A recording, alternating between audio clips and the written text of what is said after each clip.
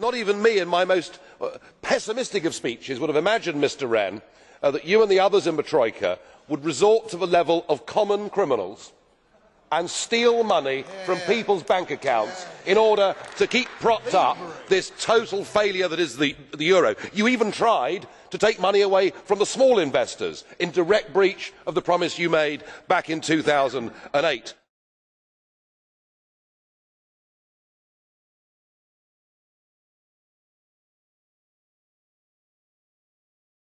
Well, the precedent has been set, and if we look at countries like Spain, where business bankruptcies are up 45% year on year, we can see what your plan is to deal with the other bailouts as they come.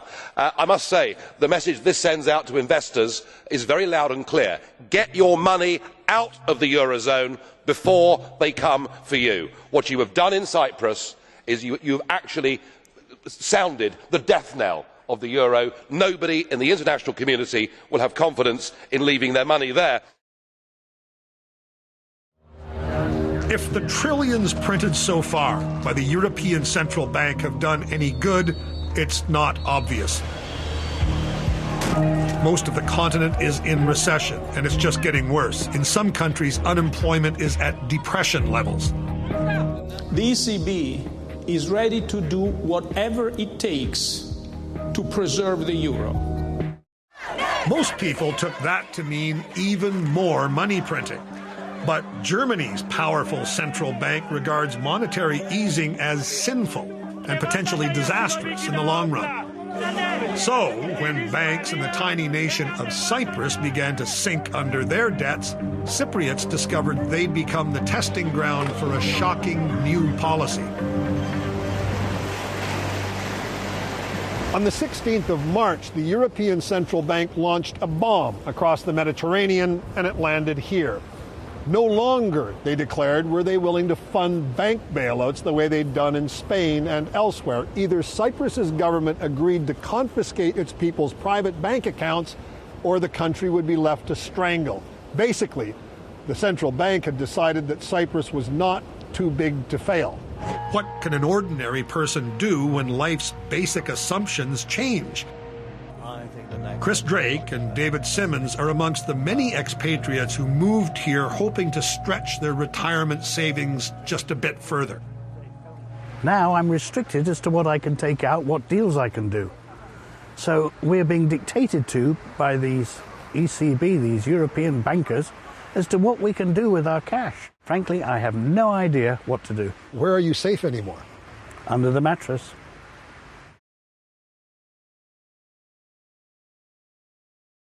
Your true wealth is your time and freedom. Money is just a tool for trading your time. It's a container to store your economic energy until you're ready to deploy it. But the whole world has been turned away from real money and has been fooled into using currency. A deceitful impostor that is silently stealing your two most valuable assets, your time and your freedom.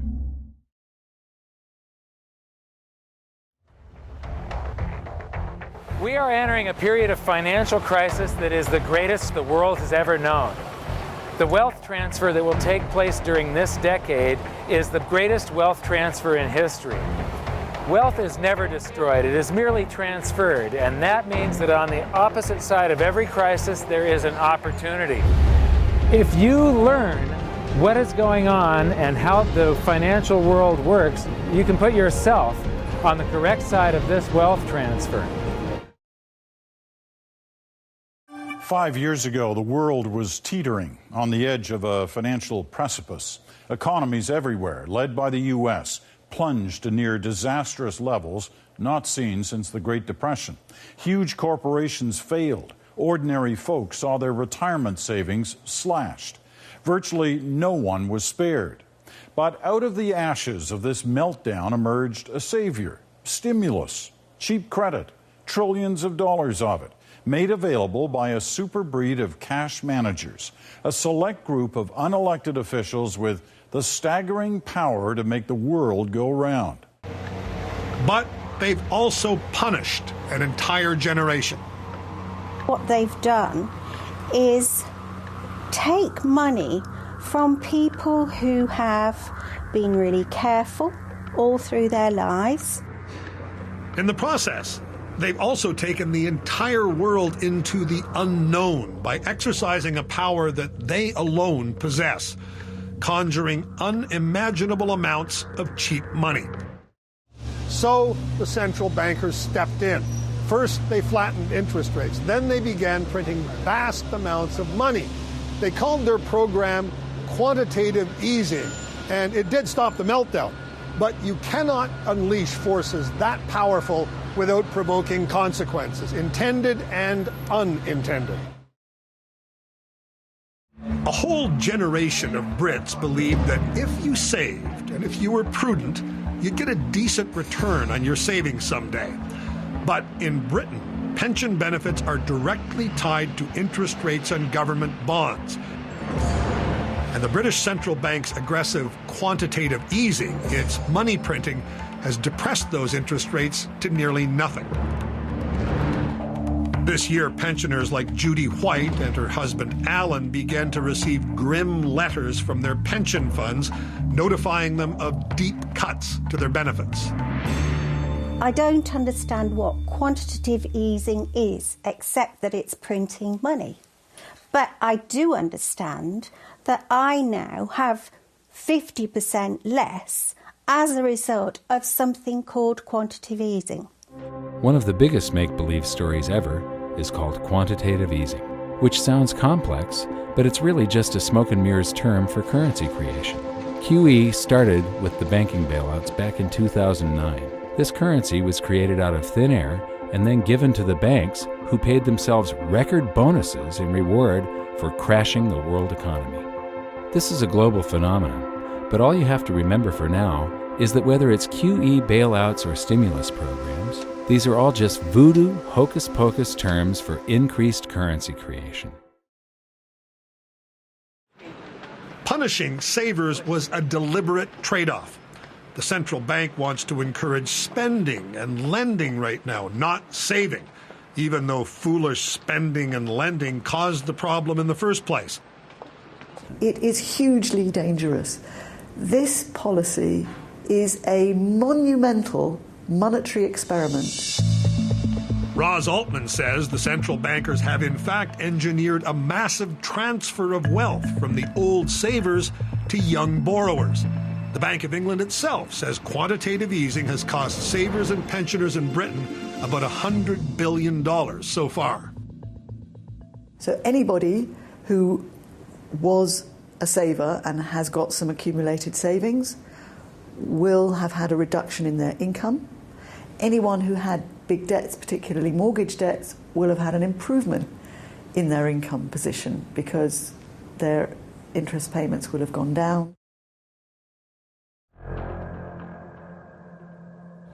But the impact on savings and pensions is just one troubling result of quantitative easing. It's also created an addiction to cheap money. Governments now rely on it to finance their out-of-control borrowing and spending, and consumers have taken on a staggering amount of personal debt. Some economists compare the cheap money to crack cocaine, and they ask what will happen when the drug is taken away. Experts tend to agree that stock markets are at all-time highs, not because of vibrant growth or the performance of the companies, but because of all the cheap money flowing into Wall Street. And real estate is at nosebleed levels in places like Toronto, Vancouver, London, Berlin, and New York City because of artificially low interest rates. Look, we're watching the long bond right now. It's at a 3 1/4. You're breaking through the technical highs. You can see Mark Grant watches it all from his mansion in Florida. He's something of a financial oracle. He advises some of the biggest investors in the world, and he says they know they're rising on a tide that is not real. But here's the problem. The underlying economy that would normally support this isn't there. So it's a false kind of buoyancy, a false kind of tide that everybody's riding and everybody keeps playing. We have now the entire world in a bubble. Every asset class, everything you can think of, real estate, the stock market, the debt market, everything is in a bubble, and something is going to prick it. Okay, so Grant was one of the first to blow the whistle on Greece and other Eurozone problems. He now issues constant warnings about quantitative easing. just keep your eye on that. And what do you tell your clients? Be safe. I tell them to be safe, be prepared, and fine, play the equity markets, fine, play the compression in the bond markets, but be ready, because you're going to have to move very quickly when this reverses. William Greider, who's made a career of writing about the U.S. Federal Reserve, agrees that the central bank's cure may turn out to be a disease. The more the Fed tries to help the real economy, the more it boosts the stock market.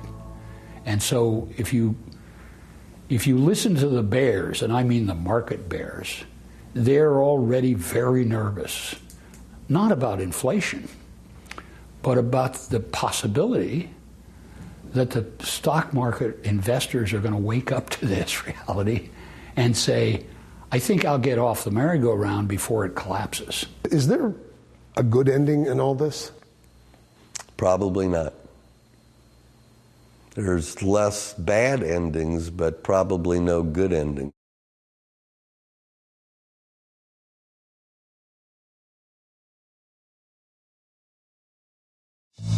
In America, where the Federal Reserve is now printing $85 billion a month, politicians are telling the public that a recovery is underway so they can start spending again. That's a great misunderstanding, if not a deliberate lie. That's the economy has not come back.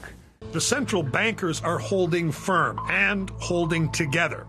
Quantitative easing will clearly continue, and interest rates will stay low, at least for now. It's like a doctor is trying a new medicine. The patient isn't recovering. Most doctors would then look for a different medicine, but this group is doubling the dose, and when that doesn't work, it's doubling the dose again. The trouble is, they've shown themselves capable of being wrong. Most of the economic forecasting by central banks in recent years has been well off the mark. There is nothing backing our money. This piece of paper is just a piece of paper. Where does this leave us? If money is based on nothing, why do we think it has any value? Sorry? Because we can still go and exchange it. What? Well, somebody else is going to shout. Great little Latin fact. The word for credit comes from belief. Correct. Have you ever wondered why there's so much debt? Or why the experts and authorities seem completely unable to solve the current debt crisis? Well, the reason they can't solve it is because they're trying to fix and repair the existing banking system. But the existing banking system is completely flawed. It's the existing system that has buried all of us under a massive mountain of debt. In the next 3 minutes, I'll show you how the design of the banking system guarantees that the vast majority of people end up in debt, and why allowing the banks to go back to business as usual would be the worst thing for the economy and for society as a whole. But first, where do you think all this debt came from? Many people would assume that a bank needs to get money from a saver before it can make a loan to a borrower. After all, isn't that what banks do? Taking money from people who want to save it and lending it to businesses and people who need to borrow. Well, not exactly. Here's a fact that not many people know. A bank doesn't actually need to have any real money before it can make a loan to someone. When you take out a mortgage from the bank doesn't take that money from somebody's grandma's life savings. No, instead, they simply open up a computer and type some numbers into your account. You get a huge wad of money in your account, and you also get a huge wad of debt that you'll be repaying over the next 25 years. But the money that you borrowed was created out of nothing and just typed into your account. We know that's hard to believe, but you don't need to take our word for it. The Bank of England themselves say that when banks make loans, they create additional bank deposits for those that have borrowed the money. These bank deposits are just the numbers in your account. And Martin Wolf, the chief economics editor at the Financial Times, says that the essence of the contemporary monetary system is the creation of money out of nothing by private banks, often foolish lending. So almost all the money we use today is made in this way, out of nothing, by banks when they make loans. And the only way that we as the public can get our hands on this money is to go into debt to the banks.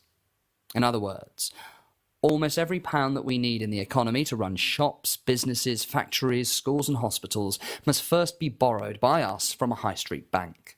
And if one person has £1 million, the rest of us must be £1 million in debt. If we try not to go into debt, then the banks would be unable to create money and the economy would grind to a halt. This is effectively a whole-scale privatisation of the power to create money. Historically, money creation was pegged to a commodity, often gold, but today it is pegged to nothing. Well, to protect his gold, the goldsmith needed a vault, and soon his fellow townsmen were knocking on his door, wanting to rent space to safeguard their own coins and valuables. Before long, the goldsmith was renting every shelf in the vault and earning a small income from his vault rental business. Years went by, and the goldsmith made an astute observation.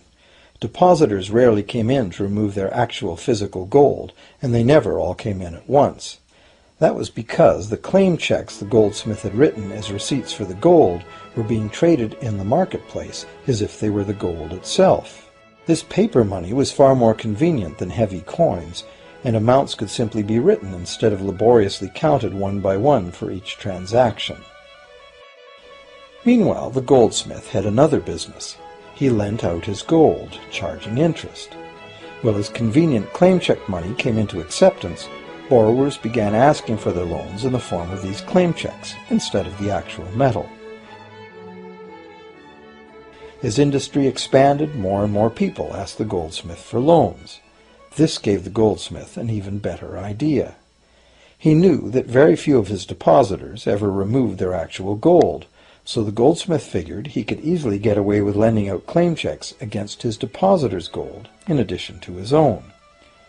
As long as the loans were repaid, his depositors would be none the wiser and no worse off, and the goldsmith, now more banker than artisan, would make a far greater profit than he could by lending only his own gold. For years, the goldsmith secretly enjoyed a good income from the interest earned on everybody else's deposits. Now a prominent lender, he grew steadily richer than his fellow townsmen, and he flaunted it. Suspicions grew that he was spending his depositors' money. His depositors got together and threatened withdrawal of their gold if the goldsmith didn't come clean about his newfound wealth. Contrary to what one might expect, this did not turn out to be a disaster for the goldsmith. Despite the duplicity inherent in his scheme, his idea did work. The depositors had not lost anything. Their gold was all safe in the goldsmith's vault. Well, rather than taking back their gold, the depositors demanded that the goldsmith, now their banker, cut them in by paying them a share of the interest. And that was the beginning of banking. The banker paid a low interest rate on deposits of other people's money that he then loaned out at a higher interest. The difference covered the bank's cost of operation and its profit. The logic of this system was simple, and it seemed like a reasonable way to satisfy the demand for credit. However, this is not the way banking works today. Our goldsmith banker was not content with the income remaining after sharing the interest earnings with his depositors, and the demand for credit was growing fast as Europeans spread out across the world. But his loans were limited by the amount of gold his depositors had in his vault. That's when he got an even bolder idea. Since no one but himself knew what was actually in his vaults, he could lend out claim checks on gold that wasn't even there.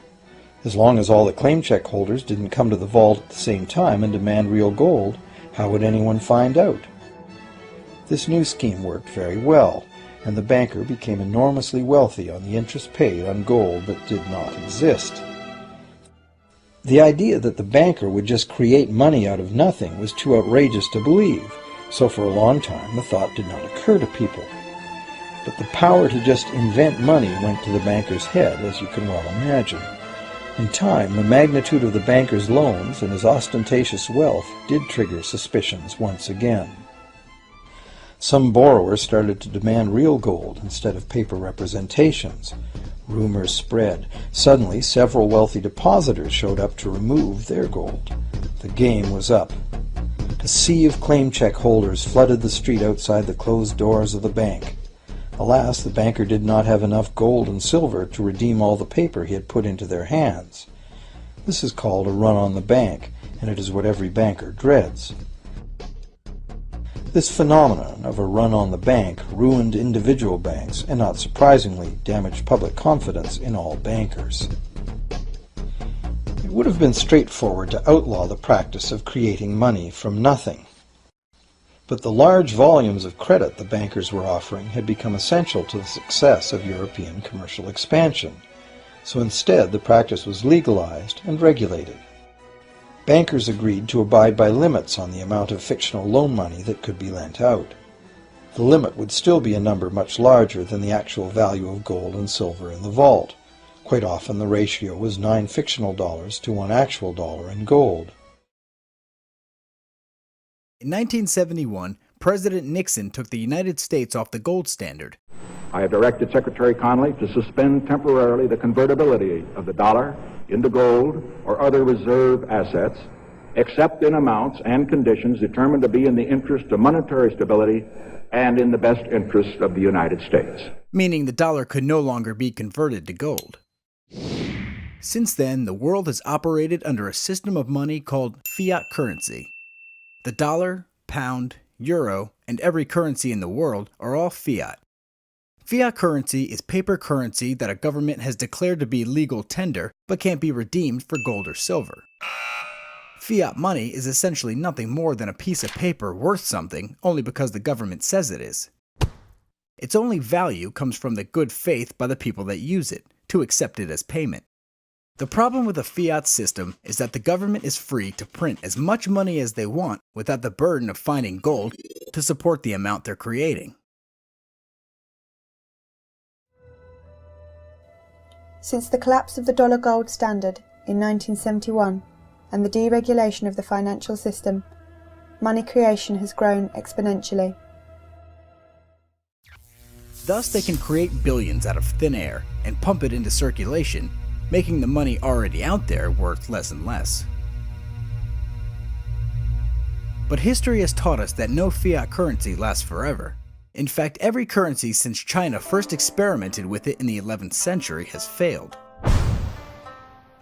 So if no fiat currency has stood the test of time, why would it be different here in the United States? According to a study of 775 fiat currencies by dollardays.org, the average life expectancy for a fiat currency is 27 years. 599 of these are no longer in circulation. Some have only taken a month to crash. Others have taken centuries. Here's how those currencies died.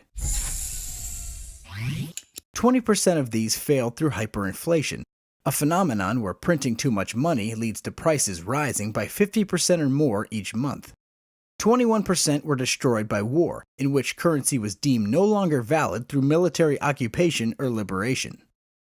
12% of these were destroyed by independence, in which former colonial entities renamed or reformed their currency. 24% of these were reformed through monetary union such as the euro in 1999 or the creation of the US dollar in 1792. Finally, 23% of these are still alive, but they're all running quickly down the path to death. The two longest running currencies are British pound and the US dollar, but since its creation, the British pound has lost 99.5% of its value. As for the US dollar, from 1971 to 2008, the amount of dollars in circulation increased by 17 times. This has resulted in an 81% fall in purchasing power. Ever wonder why all those goods and services cost more now than they did when you were younger? Now you know. The US has all the characteristics of other currencies that have collapsed in history. Right now we are at war. And financing this expensive war results in monetary inflation. Currently, the United States owes more than $15 trillion in debt. And historically speaking, when a country has gotten itself into huge debt, Its answer has always been to make more money. Perhaps the U.S. monetary system is headed toward complete failure like currencies before it. If so, what comes next? In the past several years, I've spoken in many countries about the crisis that's coming, and a lot of people think that they're going to be okay in their country, that it's only going to happen to the United States or maybe the United States in Europe. But what they don't realize is that this is a global phenomenon. I got to show you something here. This is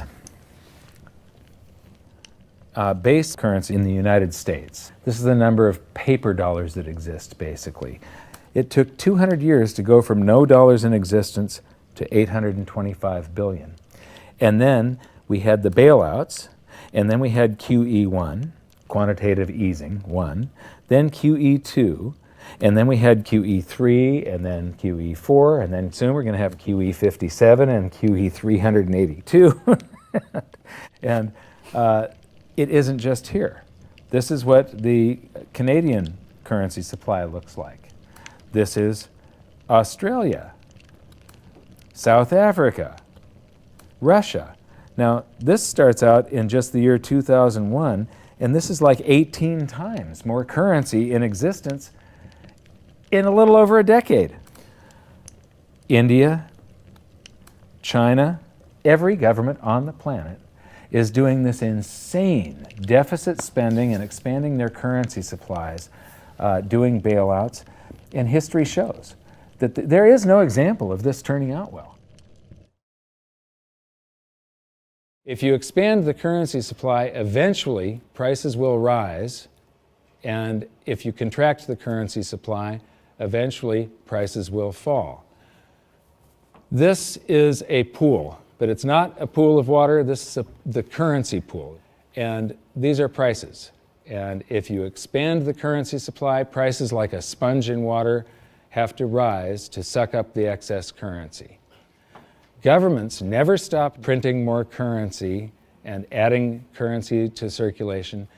Therefore, prices keep on going up, not because the stuff that you're trying to buy is changing. The real estate doesn't change. What has changed is the currency purchases less and less. It's the currency going down, not prices going up. You took over the Fed in 2006. I have a silver ounce here, and this ounce of silver back in 2006 would buy over 4 gallons of gasoline. Today it'll buy almost 11 gallons of gasoline. That's preservation of value, and that's what the market has always said should be money. Money comes into effect in a natural way, not in an edict, not by fiat, by governments declaring it is money.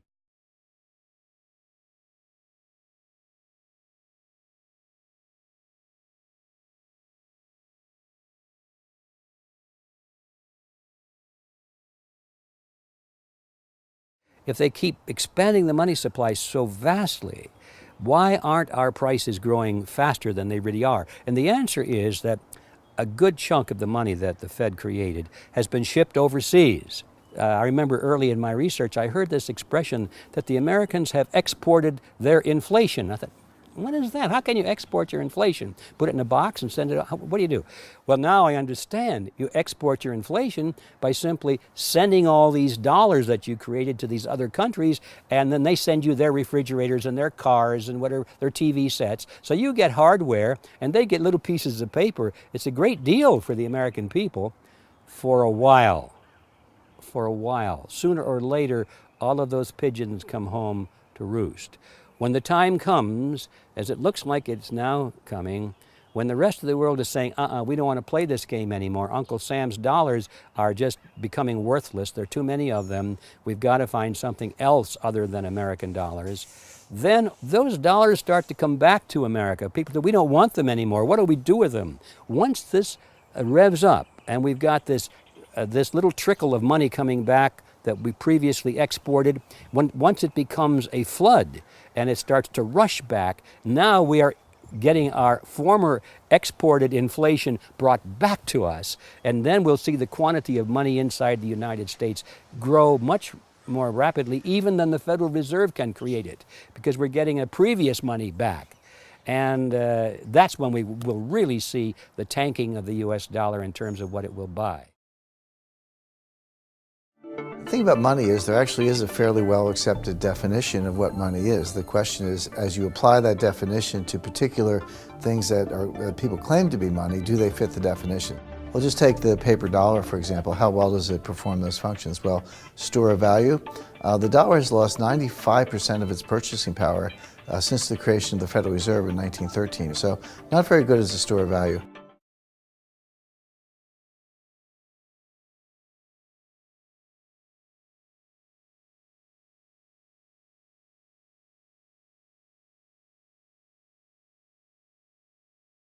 It keeps governments under control. You can maintain a solvent system.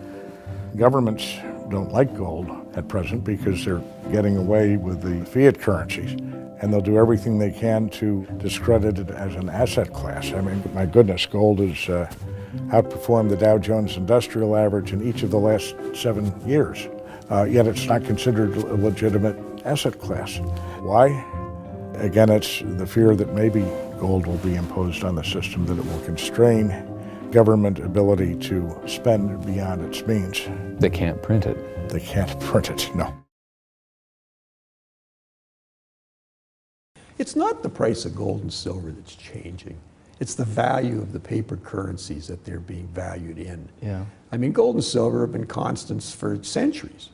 And you know, they come and go. Paper currencies come and go, and as you know, every single experiment in fiat paper currency in history has ended disastrously.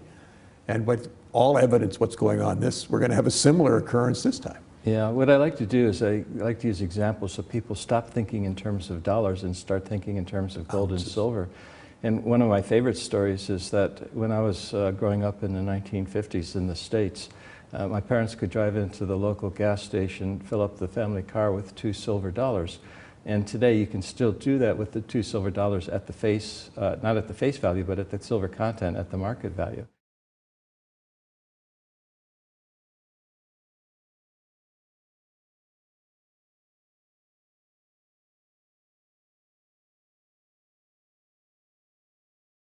Why is it that we can't consider, you know, the two of us an option? You love paper money. I think money should be honest, constitutional, it's still on the books, gold and silver, legal tender. Why don't we use it? But why don't we allow currencies to run parallel? They do around the world. One of my options, you know, as much as I would like to do something with the Fed, I say the Fed's going to self-destruct eventually anyway when the money's gone. Nobody prevents you from holding silver or gold if you want to. It's perfectly legal to do that. Stubborn unemployment rates, a devaluing dollar, and waning trust in government policies is leading to a golden trend. More than a dozen states have introduced laws to recognize gold as legal currency.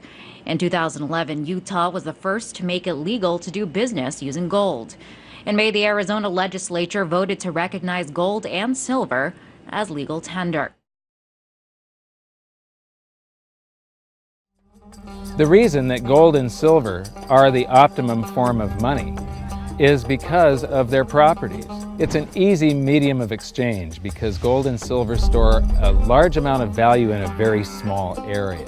It's a unit of account. Pure gold has the same value all over the planet. So an ounce of gold buys the same amount here in Egypt as it would in China or in the United States.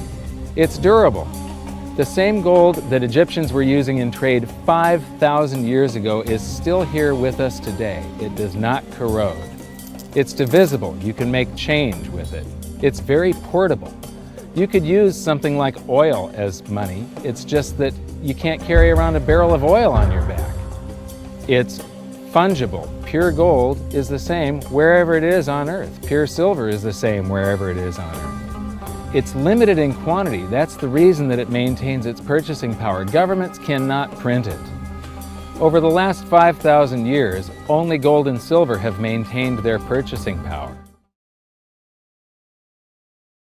Silver is more rare than gold. To put this into perspective, Total above-ground available gold in 1950 was 1 billion ounces, and today it's estimated to be around 6 billion ounces. Recently, major coin dealers in the US have reported the demand in dollars for silver is now equal to the demand for gold. This means that for every 52 ounces of silver sold, 1 ounce of gold is sold. But remember, it is a fact that there is less silver than gold. 1950. There are 10 billion ounces of above-ground available bullion inventories, giving the world 140 months of silver supply. By 1970, it shrank to 70 months. 1990, 55 months. 2010, 11 months at just over 700 million ounces of above-ground available silver. A collapse of 93% in global inventory. Yet demand continues to surge. Despite all the new silver mined, the world has consumed so much silver in the last 50 years. The last time above-ground inventory was this low was 1300 AD, and the consumption and uses for silver is accelerating. In 1999, 100 million ounces of silver went to electronics. In 2011, it is projected to reach 250 million ounces. However, the new uses for silver are ever expanding. For example, in 1999, the amount of silver used for solar panels was so small there wasn't even an official reporting of the number. In 2010, it was 75 million ounces, and by 2014, it is projected to reach 130 million ounces. Investment demand is also on the rise. In fact, in 2010, the U.S. Mint sold 35 million American Eagles, which means that the 4.8% of silver mined in 2010 went to create a single coin. The odds of these coins being melted down are next to zero, as this is the most popular coin in the world. So it is safe to say the silver that was used for these coins is just as gone as the 50 cents worth of silver in your cell phone. As the Fed prints and investors begin to flood into the money of gentlemen, relative to the amount of fiat currency, there isn't a lot of silver to go around. New mines in the US and Canada take 10 years from the time of discovery until they can produce a single ounce of silver. In Nevada, the silver state, there is solid evidence that mine production has already peaked. Nevada produced 25 million ounces of silver in 1997. In 2010, production had collapsed by just over 70% to 7.3 million ounces. According to the research done by SRS Rocco report titled Peak Silver, of the top 8 silver-producing states in the U.S., all have peaked in production, despite all of our new technologies that have helped us extract the metal. In fact, according to the USGS, the ore grades have collapsed 95% in the past 75 years in the U.S. To put it simply, it is getting harder and harder to mine silver, taking more time and energy, both human and liquid, in order to get silver out of the ground.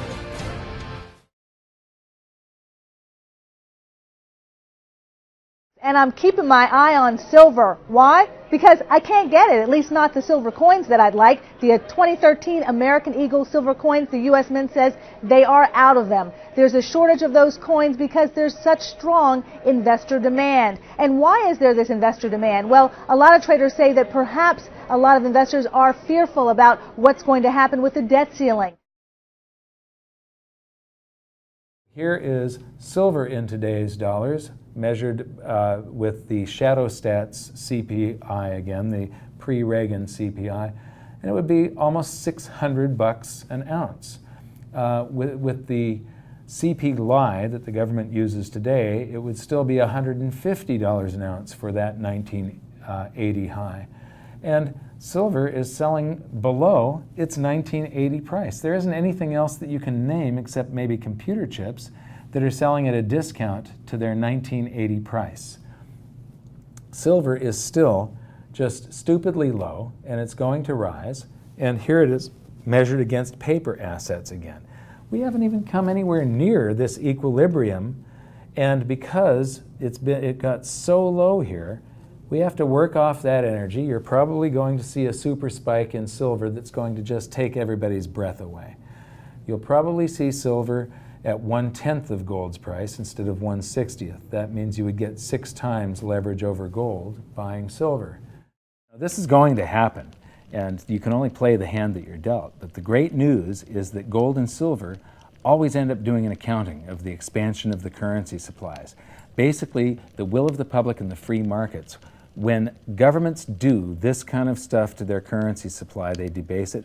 Eventually it comes back in inflation. People sense the loss of their purchasing power. They rush back to gold and silver and they bid the value of the gold and silver up in the country until it meets or exceeds the value of all the currency in circulation. This is a process that's been going on over and over again throughout history, except this time it's happening on a global scale. It has never before happened in all countries at once. And that means that this is the greatest wealth transfer in history.